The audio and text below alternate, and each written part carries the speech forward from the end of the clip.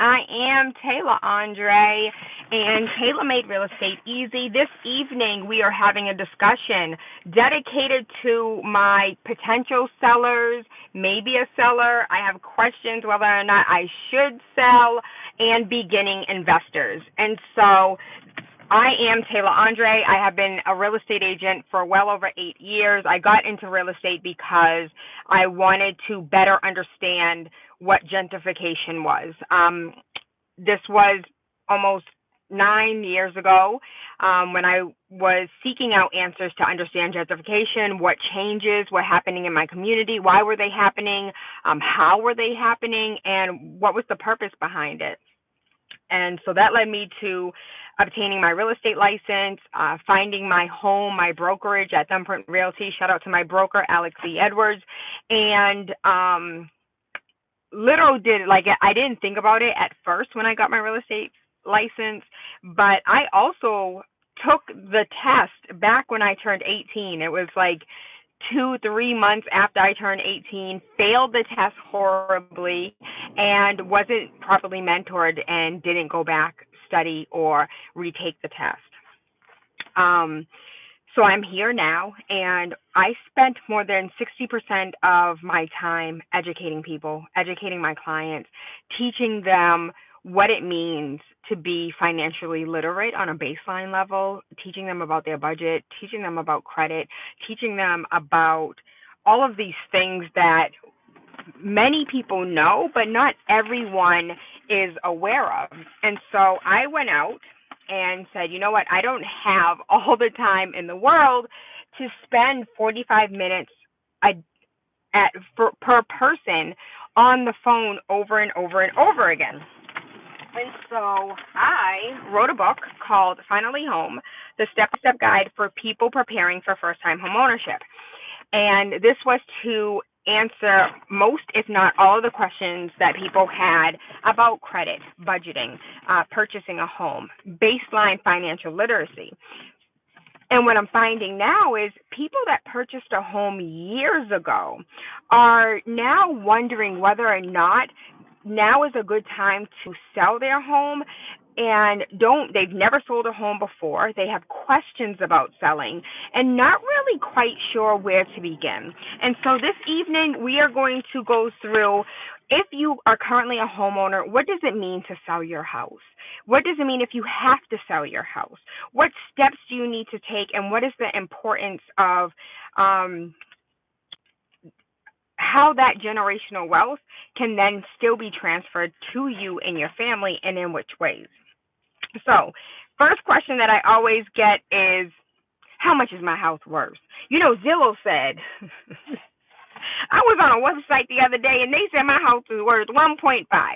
So the thing about the worth of your house is it cannot be determined by me pulling up Zillow and taking a look at the exterior. If you take a look at anyone that you've ever met, anyone you've ever come across, and you take a look at their exterior and you make a snap judgment about who they are, what happens?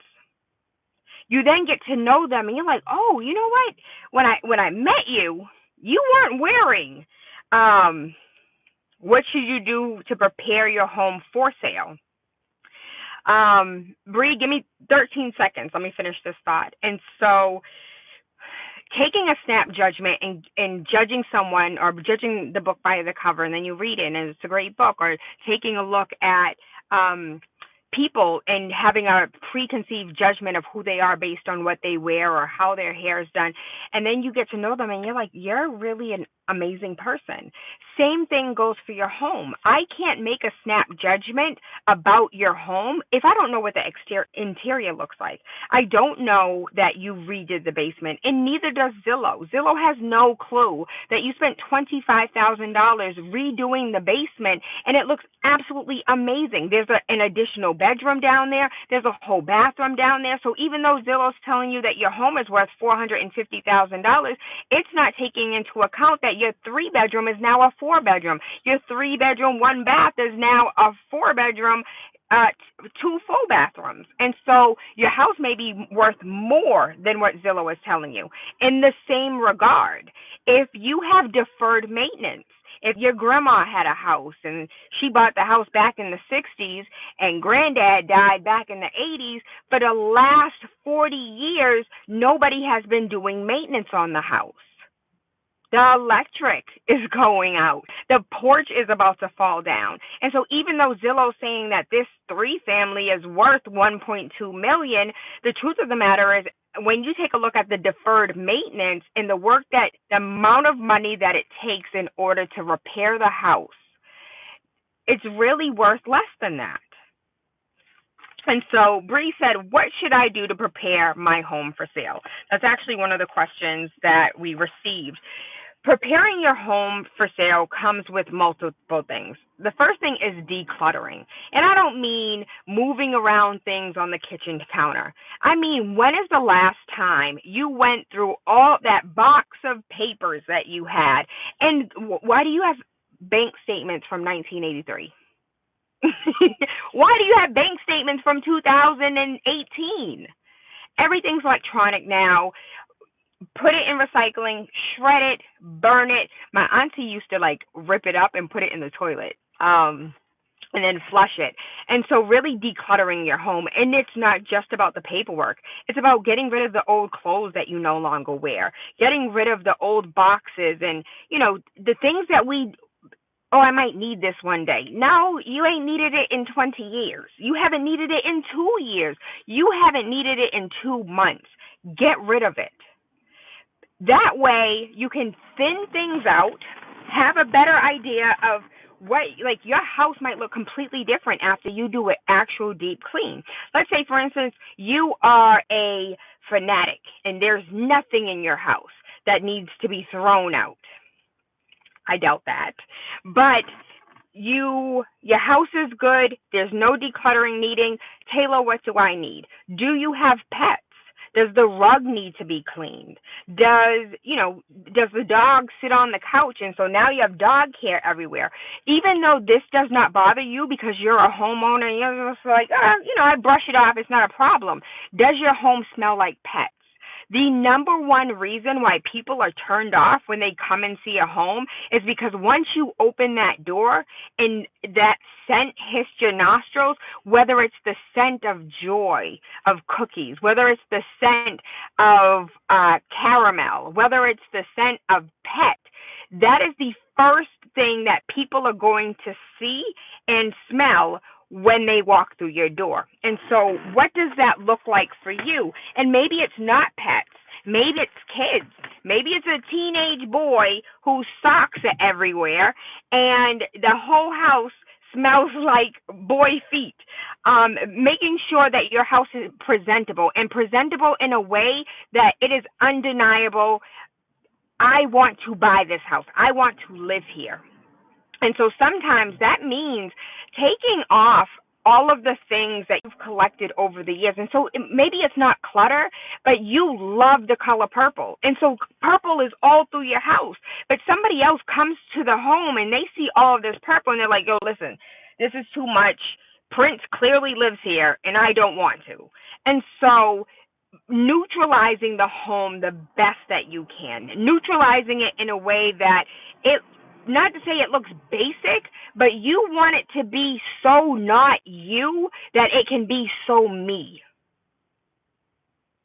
Make your house feel like it's not your house. Well, Tayla, I love my house. Yes, you do. And if you're trying to sell it, you're trying to get pieces of you out of it so somebody else can move in. Right? Aside from cleaning, clutter, making sure that the front of it is clean, whether that's power washing the building itself or the home itself, whether that's power washing the stairs or the sidewalk, whether that's taking care of the landscaping and making sure the hedges aren't overgrown. And one of the things that a lot of people don't understand is, hedges look absolutely amazing, but when they get too close to your home, they can add to deferred maintenance. They can sometimes go underneath the siding, pull the siding from the house. And so when it comes to landscaping, you want to be extremely mindful. should I sell my home before buying a new one? Great question.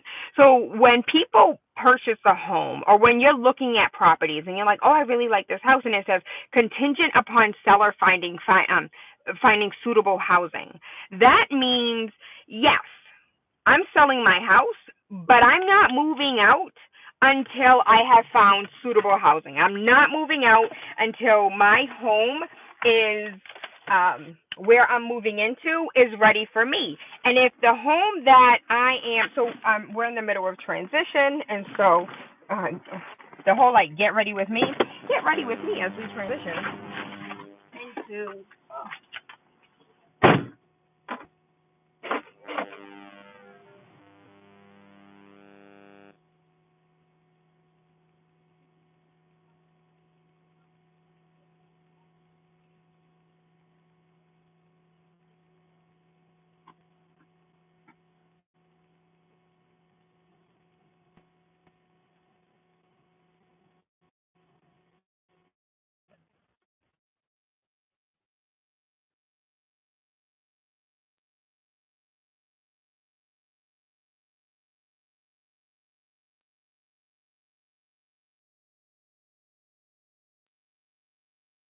house so that I can, thank you. I first have to move out of this house and sell this house so I can use the proceeds to buy another one. No problem at all.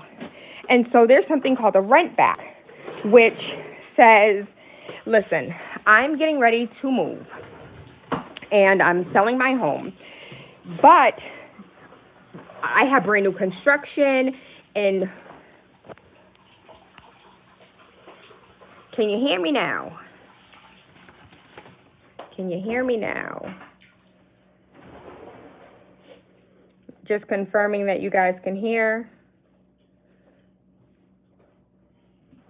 Yes, perfect. Okay, so not sure where we left off, but basically, let's say for instance you're in the process of purchasing a home and you have to sell your home first. So if you are selling your home in Boston and then buying a house in California, there's multiple ways that we can do this.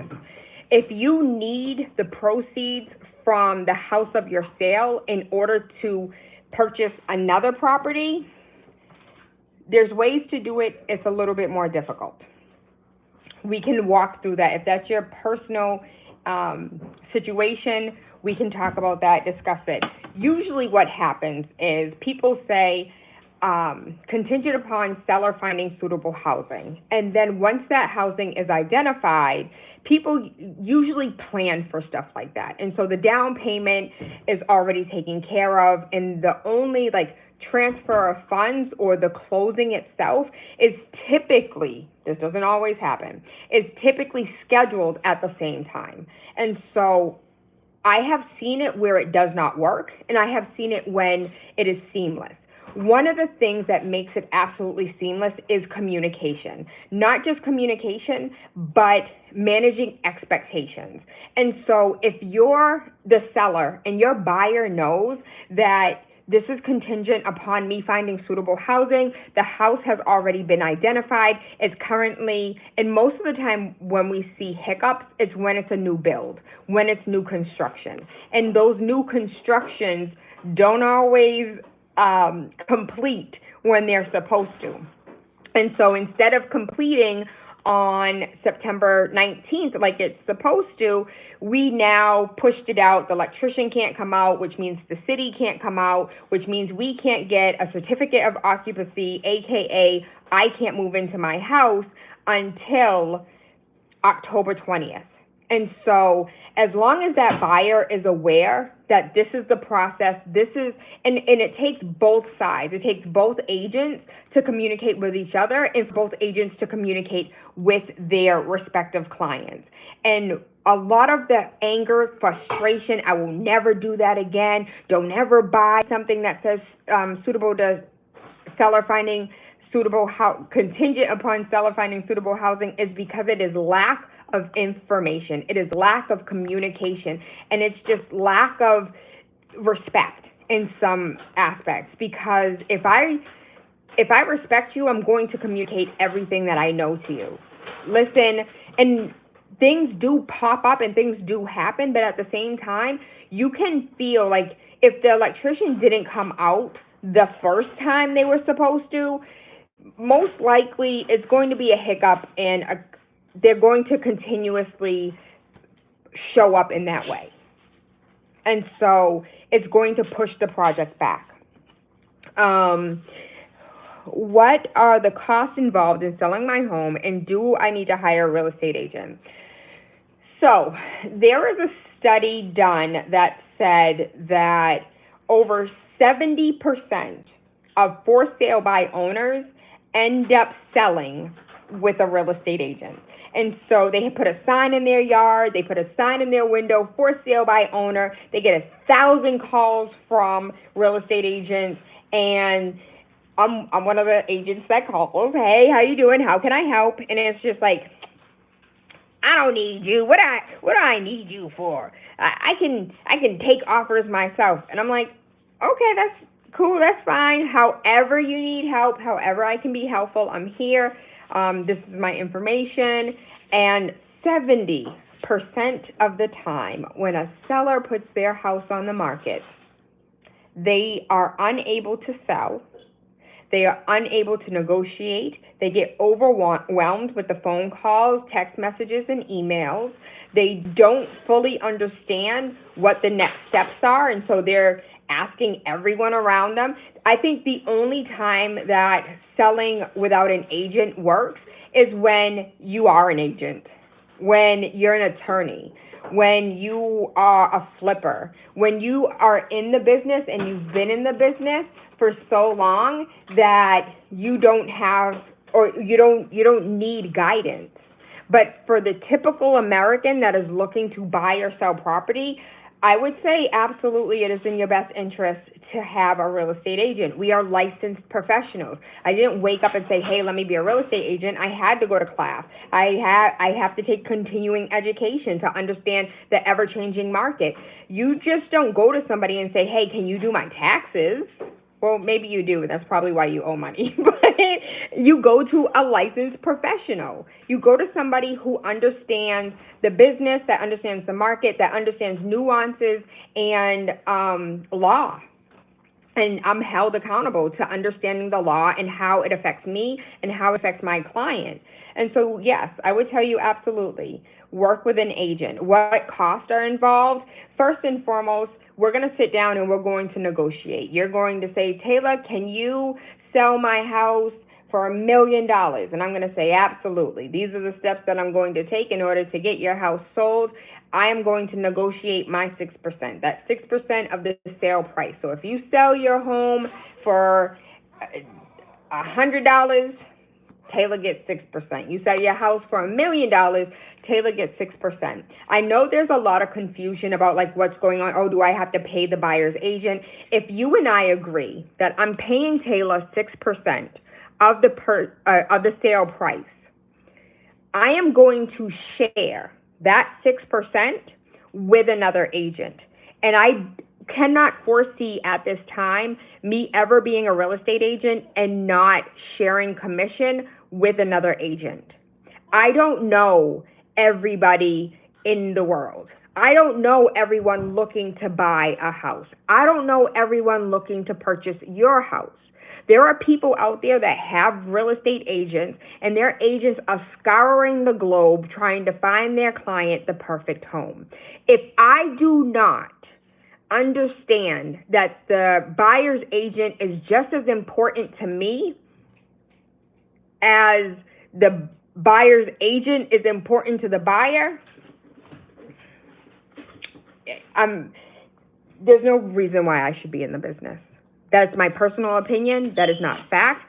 I truly believe that agents that feel like I shouldn't have to share my commission, we'll leave that there. I personally feel like I will always share commission because thank you for bringing your buyer to the table and satisfying this sale to get both of our clients to the closing table, period.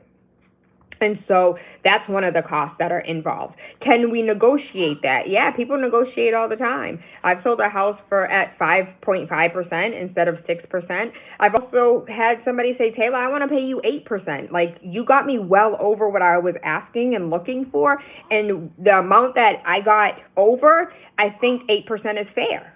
And so even though 6% is typical, it can at any time negotiate. And to go back to how things in the market and the buyer's agents and stuff like that, it's really about negotiation. And if that's a question that you have, we can definitely focus a class together on that. Other costs that are involved. So aside from paying your agent, you're also paying your attorney. Can you do the paperwork on your own? Sure, if you want to. Do you do your taxes on your own? I don't think so. And so it's common sense for me that you hire a professional to do what professionals do. And so one of the funniest things, even though it's not funny, I do think it's funny that when Mike Tyson was found guilty, he was found guilty because he brought his tax attorney to court for a criminal charge. And so that criminal charge is, you need a criminal attorney, somebody who understands criminal law. He brought his tax attorney who understands numbers. That's why he was found. Well, I don't know if he was guilty or not guilty. I just know that you don't bring a knife to a gunfight. And so I would say that you also want to pay for your attorney. Can you do it without? Yes, I don't suggest it. Other potential costs are if the buyer says, hey, can you fix this? Or this is deferred maintenance. And sometimes you don't have to pay that you're not paying for that. Sometimes what you're doing is reducing the cost of the purchase price. So let's go back $100. Let's keep it easy. My inspector said that the roof is leaking and we'll be having problems in the next 3 years. Can you fix the roof? So let's do a cost analysis. Is it in your best interest to come out of pocket to replace the roof, to patch the roof, to repair the roof in whatever shape or form? Or is it in your best interest to reduce it by $5,000, $7,000 and let them handle the problem on their own? And maybe it's not a $5,000 problem. Maybe it's a $1,200 problem. You get a quote from a contractor and say, hey, listen, I got a quote from a contractor. It's only $1,200. I'm not paying it, but we can reduce $1,500 off of your off of the purchase price. Negotiations is all about meeting each other in the middle. And I love Shark Tale with Will Smith and Martin Scorsese, I think his name is, and they were making a negotiation deal, and he was just like 90-10. He was just like, oh, that's good. He was like, no, I'm 90, you're 10. He was like, absolutely not. He was just like, all right, 70-30. He was just like, all right, that's good. He was like, no, you're 30, I'm 70. He was like, absolutely not. He was like 50-50. Fine. Are you happy? No. Are you happy? No. Deal. And so it's not about like who's the happiest or who was able to screw the other person.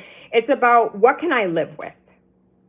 What is acceptable to me? If you're able to negotiate with your children, you're able to negotiate with your parents, you're able to negotiate with your boss, you negotiate with your spouse, you should be able to amicably, I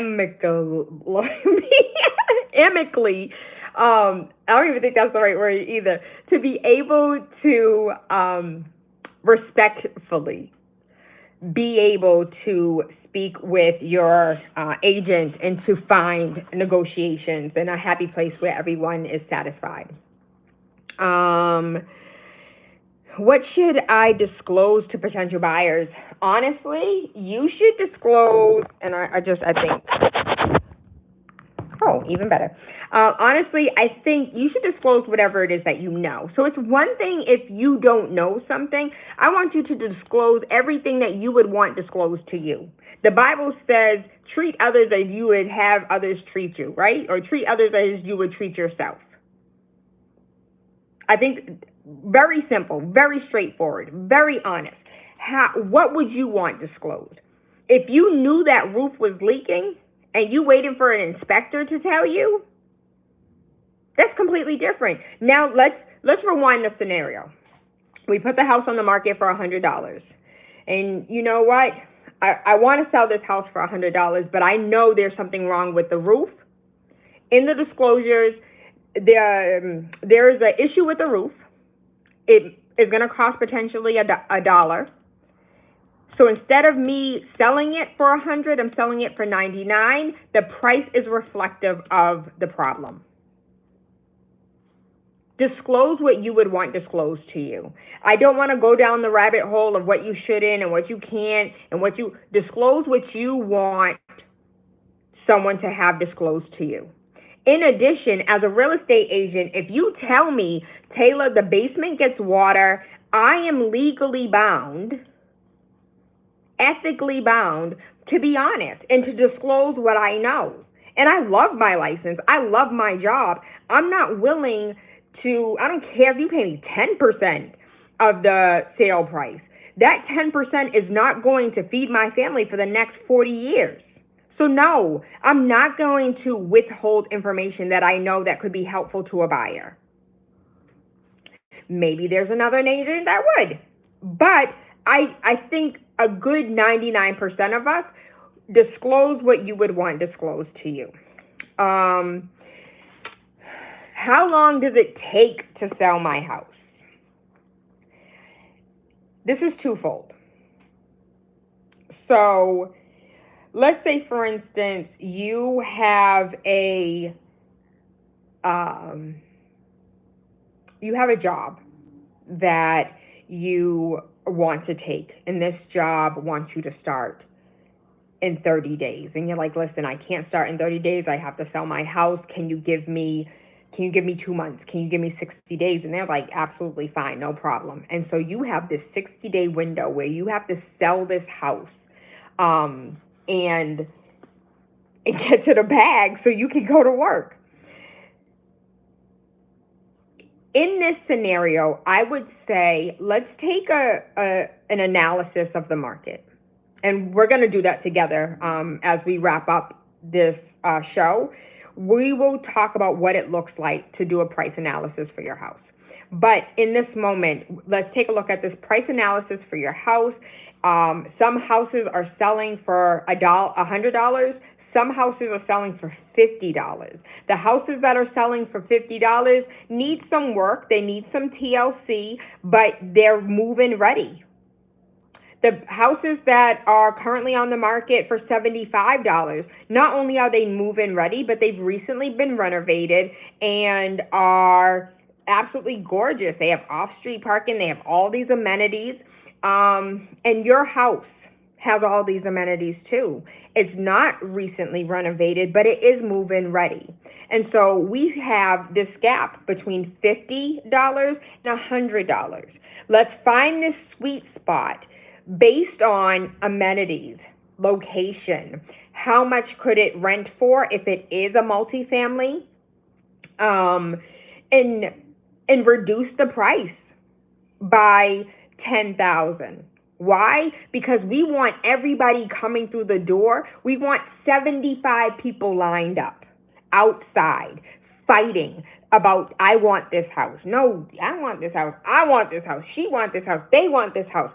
So that way, let's get to the closing table so we can get you to California to buy your house. The reason why homes stay on the market primarily is because they are not priced right. Sellers are always going to want, I want $1 million for my house. You know, Zillow said my house is worth. And so you kind of go with that and you run with that. Or you're like, I put so much into this house. I custom made my bedroom and I overdid the bathroom. And you don't see this kitchen. Do you know what this countertop is? I flew it in from Italy. It's like you custom made your house for you. other people are not going to see that same value that you see. They might say, oh, this is a beautiful countertop. They're not going to say, this is a beautiful countertop from Italy that was flown in that cost me $2,500 just on a plane ride, then another $1,500 to drive it here. They don't care about any of that. It's just like, oh, well, it's here. That's nice. It's cute. It's pretty. And so you may have customized your house so much that it's not worth what you think it's worth, because not only do you have a price point that you've added to it, you also have the emotional aspect that you have taxed on. And so a good portion of the time, how long is it going to sell your house? It should honestly take no more than 60 to 90 days. What we're seeing right now is houses are on the market for 34 to 37 days prior to getting an offer. Do we see some houses on the market for 8 days to offer? Yeah, but the average is 34 to 37 days on market prior to getting an offer, and then after those 35 to 37 days, you have an additional 28 to 35 days depending on the loan of the purchaser, and then we can close. And so that's how long it should take if we price your house correctly. Now, if you did all this customization and you're like, listen, I don't care, I want $10 million for my house, it might be sitting there until someone who feels like, oh my gosh, this countertop was flown in from Italy. Do you remember that time we went to Italy? We saw that, and it's only that's nothing here in America. This is custom. Whoo! Did you see the bathroom? That bathroom is straight from France.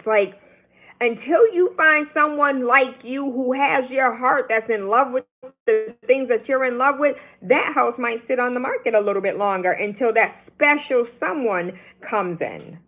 And so really, how long is your house going to take to sell? It really determines on whether or not you want to price this house to what the market says it's worth, or do you want to price this house to what you feel it's worth.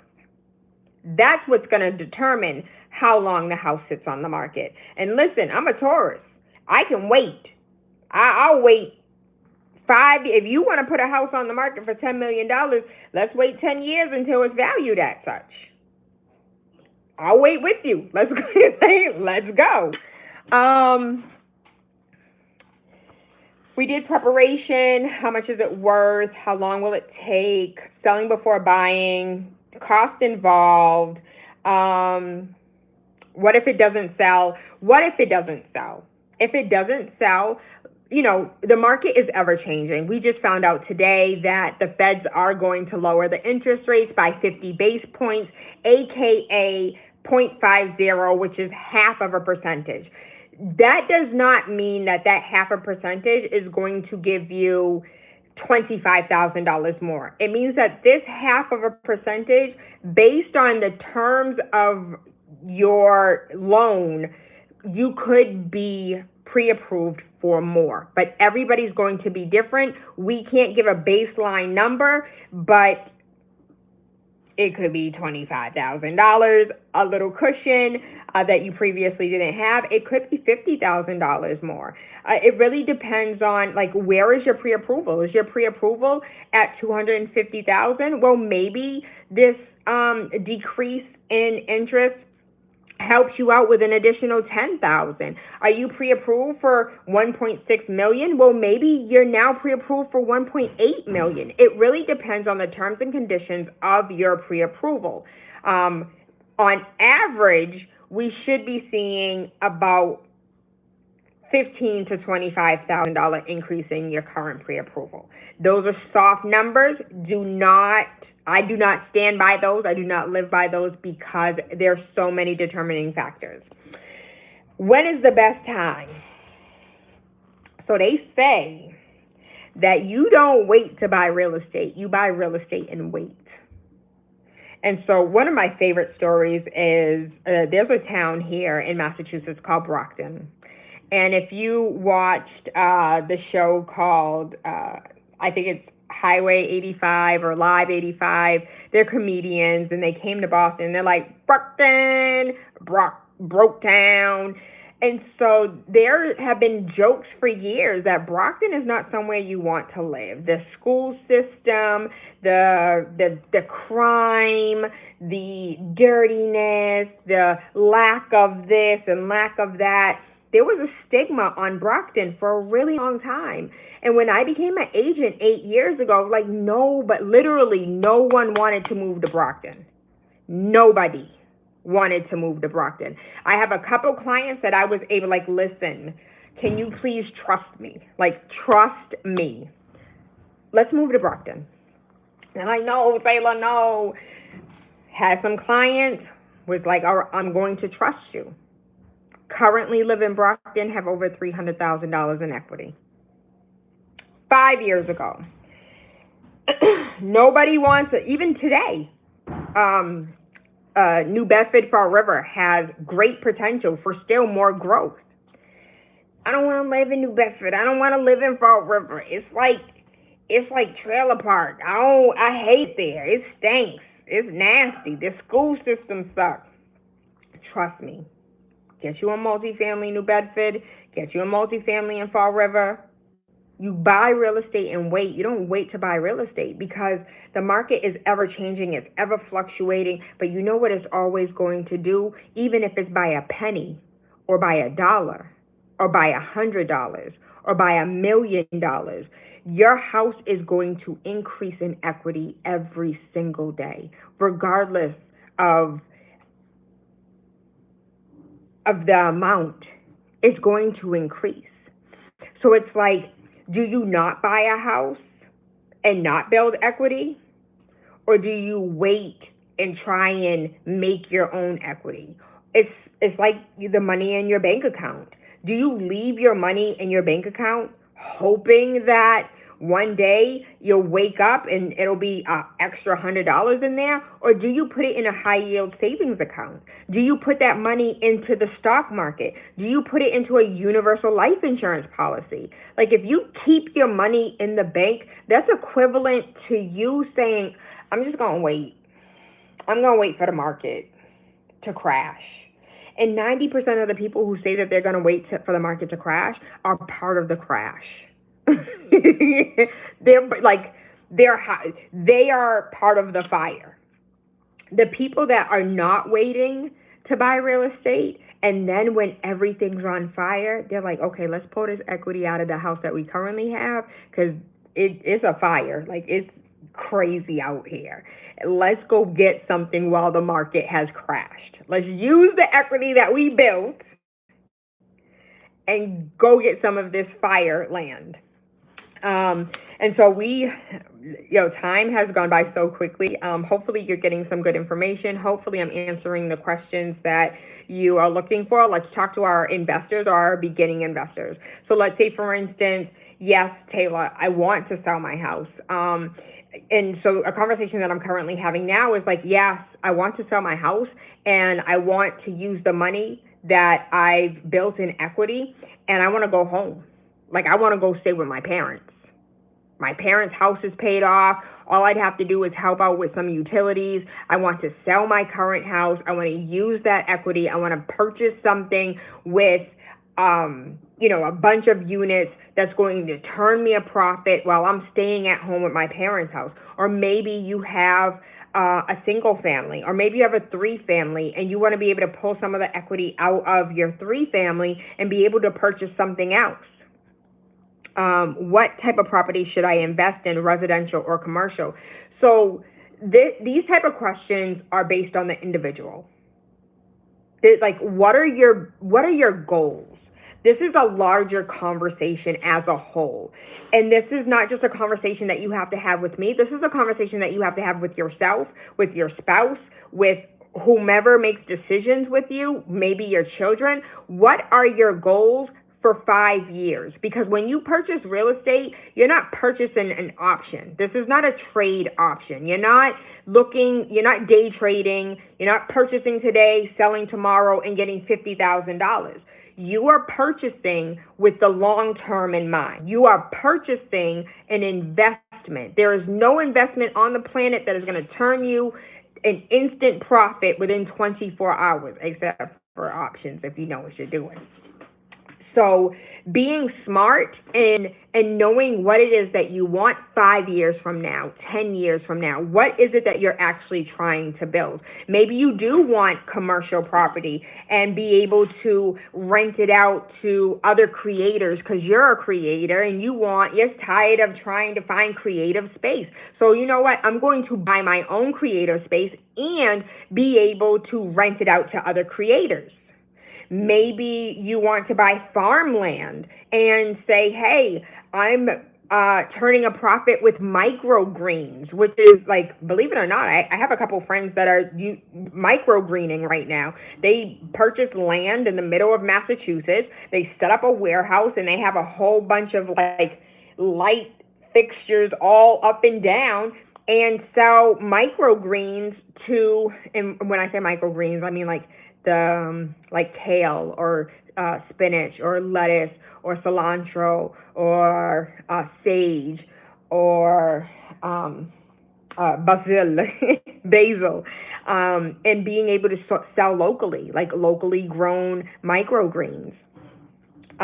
Maybe you want to get into commercial, and here in Massachusetts, you can grow weed, you can grow hemp. Maybe that's something that you want to get into. So it's really about what's best for you. Maybe you want a 2-family, maybe you want a 4-family, maybe you want a single family because if Zillow isn't purchasing multiple buildings, Zillow's purchasing single families. So I want to be able to rent out a single family. It's really based on what is best for you. And then again, we can have that conversation based on what it is that you want and you desire for your long-term goals.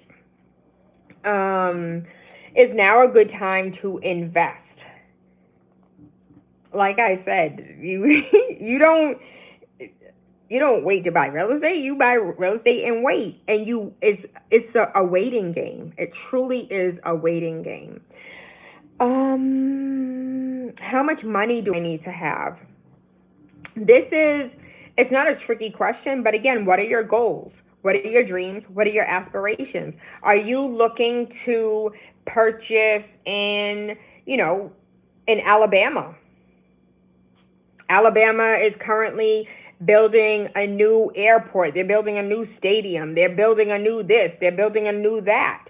They're building their infrastructure, and if you build it, they will come. And so if you are interested in purchasing in Alabama, you're going to need a different budget than if you're looking to purchase in Massachusetts. And if you're purchasing in Massachusetts, if you want to purchase in Boston versus I want to purchase in Springfield, that's a different budget. And so coming back to what are your goals? What are your dreams? What are your aspirations? Not only for today, but for long term. And not only knowing that, understanding that, but making sure that you have all the information so you can make informed decisions for your long-term goals.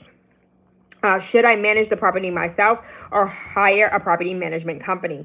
So again, everybody's different. Are you a handyman? Maybe you are a handyman. Do you want to wake up at 3 a.m. when somebody stuck a sock down the toilet because they was a little embarrassed about what's inside the sock? Do you want to deal with that? And so really it's about you. Understanding property management companies and how much they charge and what it is that they do. They don't only collect your rent. They also bring in your tenants. And so they completely do background checks and make sure that the tenant that's coming in is somebody that is worthy, somebody who's creditworthy, who's able to pay the rent. They do their due diligence. They make sure that the maintenance is done. They make sure that the landscaping is done. And so you're looking at anywhere between 10 to 25% of the income that you bring in going to the property management company. Is that something that you want to share? Do you have an uncle or a brother or a cousin or yourself that you're like, I don't care. I'll wake up at 3 a.m. and call Roto-Rooter. I'm not giving 10% of my income to no one. If anyone's going to get the income, it's going to be me. So it's really determining what's best for you. What do you want to do? Do you want to hire a property management company? Now, for example, if we're talking about being in Alabama and you're in Massachusetts, you have your house in Massachusetts, and you want to begin buying out of state property, you cannot purchase in Massachusetts because it's too costly. You did a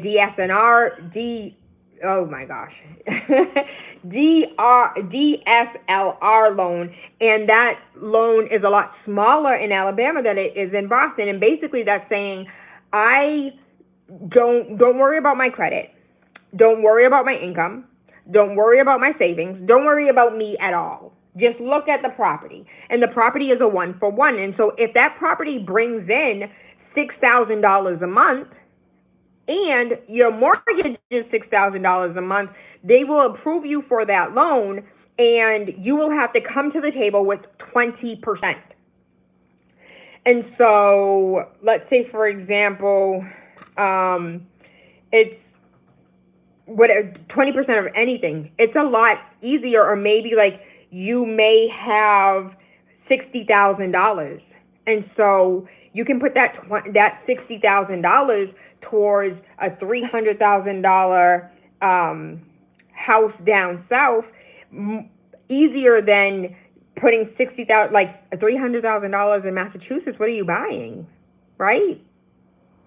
It's most likely an affordable property meant for someone who can't afford the typical financing. And so, $300,000. Well, maybe it's in Springfield. Maybe it's in Pittsfield. Maybe it's in Ayer. I think it's Ayer, Ayer. Maybe it's in Rhode Island. And so it depends, like how much you need to get started. And maybe you want to take that $60,000 and purchase something in Mississippi and own it outright. You can buy a house. You don't even have to go to Mississippi. You can go to upstate New York and buy a house for $60,000. Mind you, the rent might be $800 a month, but you own a property that forever will give you a return. Forever. And, something else to take into consideration when it comes to being an investor is whether or not you want to be in a state like Massachusetts that favors the tenant. Do you want to be in court for 8 months without a paycheck and you're paying the mortgage on your own, or forcing yourself into foreclosure because you don't have it to pay it yourself? Or do you want to be in a state like Rhode Island where if you don't pay your mortgage today, you don't pay your rent today, I call the constable and your stuff is outside in 14 days? Alabama too. Alabama, Georgia's just like that. There's states that are very consumer protection heavy, and then there's some states that are like, listen, the owner said you didn't pay, you gotta go. And so that determines, that's your level of risk. What is your risk level? Do you want to buy in Boston? Can you afford?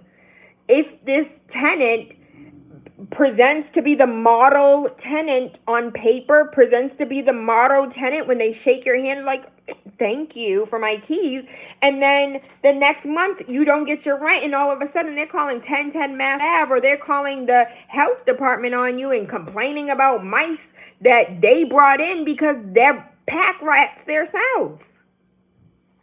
One of the things that nobody talks about is when it comes to purchasing a multifamily, or when it comes to being an investor, the risk that it comes with dealing with other humans. I have a client right now, model tenant, absolutely model tenant, great guy. He has, on paper, a wife, but an ex-spouse. They're separated. It's not a legal separation. It's not a legal divorce. She came in, was just like, I need some help. Can I come and stay with you for a little while? He let her stay there. You get a piece of mail at that property. You are now a tenant. She's now trying to get him kicked out of, it's his lease. In Massachusetts, she's in court like, nah, I need a year to find an apartment. I'll leave, but I need a year. And while I'm at it, can you pay for my first, last security and fee for me to move? So not only are you not getting paid for the next year because I have to find somewhere to live, I also want you to pay first, last, security, and fee for me to move. That's a risk that you have to consider. Are you ready for that? Because it's a real thing here in Massachusetts. It may be also a real thing in other states. And so understanding all the information so you can make informed decisions. We're coming to the top of the hour. I hope I answered all, if not most, of your questions. If there's anything else that, thank you, Bree. I appreciate you. Is there any questions that you have, Bree? Because you have been here and asking, and I've.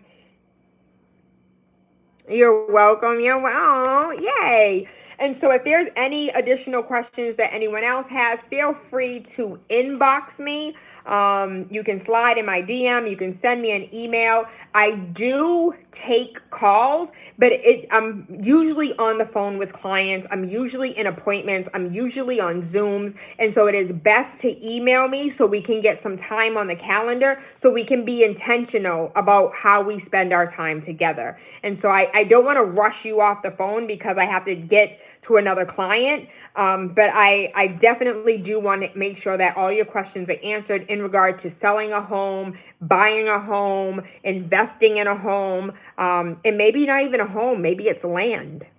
Maybe it's a commercial property.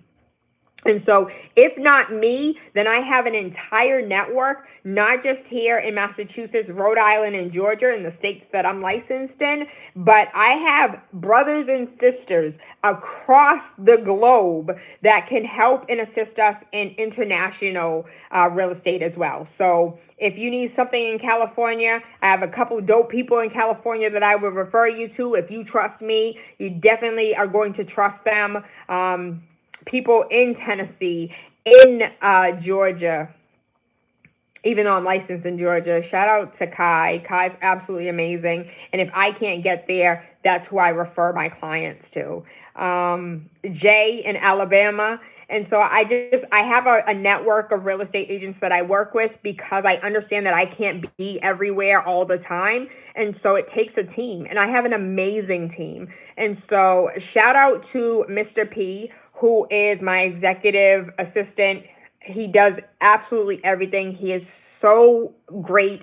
If you send me an email, he is going to make sure we get some time on the calendar to get any and all of your questions answered. I thank you. I love you. I appreciate you. Tayla Made Real Estate Easy. I am Tayla Andre, TaylaAndre at thumbprint, like a fingerprint, but your thumbprintrealty.com.